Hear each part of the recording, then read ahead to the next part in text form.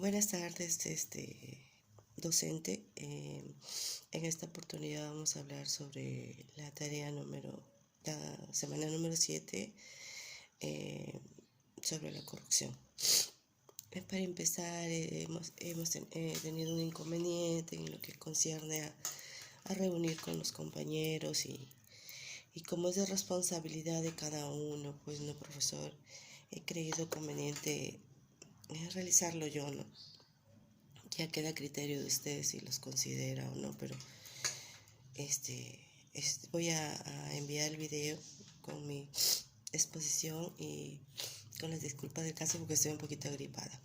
Bueno, vamos a hablar dentro de la corrupción. Tenemos la introducción donde la descripción de la realidad de la problemática en sí en el Perú, ¿no?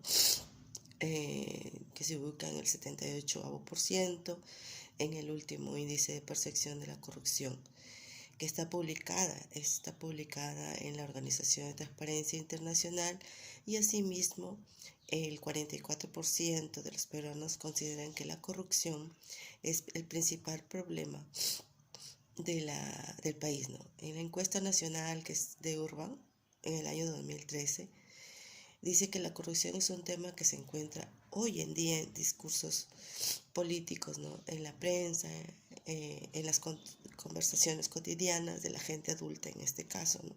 Aunque también los jóvenes ya hablan de corrupción.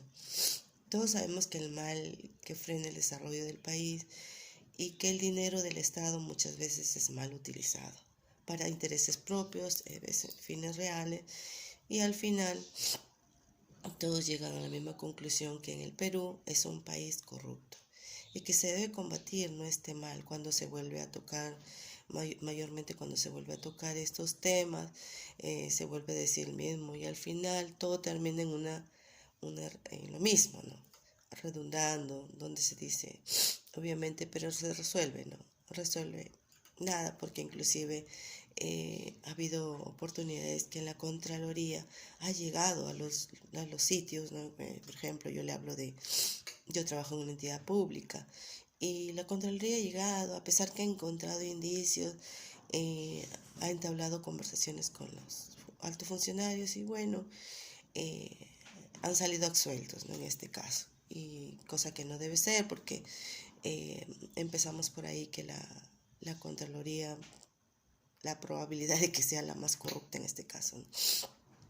Bueno, entre los grandes líneas podemos hacer la pregunta que ¿qué tipo de daños produce la corrupción en una economía nacional donde se ve el daño? Entonces, yo le digo que los daños de la corrupción son muy enormes. Gravan la crisis, perjudican el sector público y aumentan la desigualdad social. Pero todavía más, la corrupción se destroza en el entorno extraeconómico de la economía al afectar corrosivamente a la confianza de los ciudadanos mayormente, ¿no? Y bueno, a la ética del trabajo bien hecho, a la calidad de la democracia y el funcionamiento de las instituciones. Sin un entorno sano, la economía se colapsa, y esta es una parte muy importante de lo que está pasando en el país. Tenemos otra pregunta en la que dice, ¿en qué manera la corrupción afecta a las cuentas públicas y al gasto público? ¿Qué tipo de facturas pasan los contribuyentes? Bueno, podemos decir que la corrupción reduce los ingresos públicos al escapar de la recaudación de impuestos mayormente, ¿no? Aumenta el gasto público improductivo al subir los costes de las licitaciones por no haber competencia, y limita la capacidad inversora del Estado al sufrir esta es una merma de recursos, ¿no? En este caso, los contribuyentes, es decir, los ciudadanos de a pie, en estas condiciones se ven obligados a pagar más impuestos, a recibir menos y peores servicios públicos y a pagar más caros los bienes que adquieren mayormente, porque previamente los corruptos han subido los precios en beneficios propios, ¿no? Y dentro del cuerpo del tema de la corrupción tenemos que todas nuestras dificultades, mayormente sociales, económicas, administrativas, disminuirían considerablemente si se mejora nuestros niveles de educación Y se añadiría educación moral y no solo implementando materias para promover el amor patrio, sino también hacia la dignidad de todo ser humano. Y para esto se necesitaría profesores preparados, que sean capaces de transmitir con un ejemplo estrategias de aprendizaje, el valor en su nivel holístico, por ejemplo. Necesitamos que este país avance, pero no puede solo, cada quien debe poner su granito de arena en forma diaria, ¿no? Esforzándose por cumplir eh, las obligaciones, ¿no? Con pulcritud, por ejemplo, y calidad, manteniéndose informado para expresar disconformidades y alternativas de solución para estas, pensando en el bienestar de todos los compatriotas, ¿no? Y no solo en el suyo, y luchando por superarse cada vez más, estando dentro del marco de la ley. Por ejemplo, podemos decir que no cumplimos con las leyes, no nos pegamos a la ley. Bueno, y hablando del cierre del tema de la corrupción, todas nuestras dificultades sociales, económicas, disminuyen considerablemente si se mejoran nuestros niveles de educación. Eso es lo que podemos decir, que hay que mejorar nuestros niveles de educación, implementando a nuestros jóvenes ser honestos, ¿no? Que es lo más importante. Y para eso necesitan profesores preparados, ¿no? En este caso, capaces de transmitir con su ejemplo.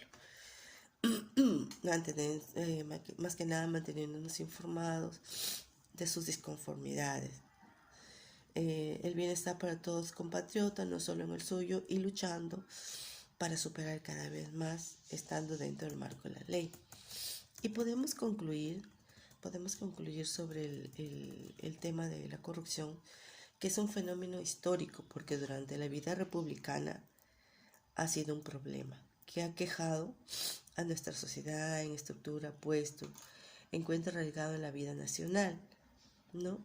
Y la conclusión se justificaría por su importancia teórica, ya que el Perú está sufriendo un mal que lo carcome de poco a poco sus aparatos del Estado, ¿no? Ese mal es la corrupción, cuya problemática ya viene ya siendo tratada por gente adulta y los cuales vienen siendo empleados en la política. Eficaz hacer una contrarrestación, porque ello se busca el sentir de los jóvenes, que es lo que piensa y que brindan las soluciones frescas y eficaces que coadyuven y disminuir significativamente lo que es la corrupción, ¿no? Asimismo, podemos decir que le justificaría la utilidad social, ¿no? Y haría que deje de percibir la corrupción como parte relacionada en el día a día. Y las ideas finales que podríamos decir es que implementar campañas publicitarias de concientización mayormente a través de los medios de comunicación sobre el perjuicio individual, social, que causa los actos de corrupción y la forma de evitarlos, ¿no? Y desde esa manera combatirlos, ¿no? Bueno, estoy presentando el trabajo con sus fuentes bibliográficas. Pertenezco al grupo 4 y mi nombre es Liliana Josefa Valencia Montenegro. Gracias, docente.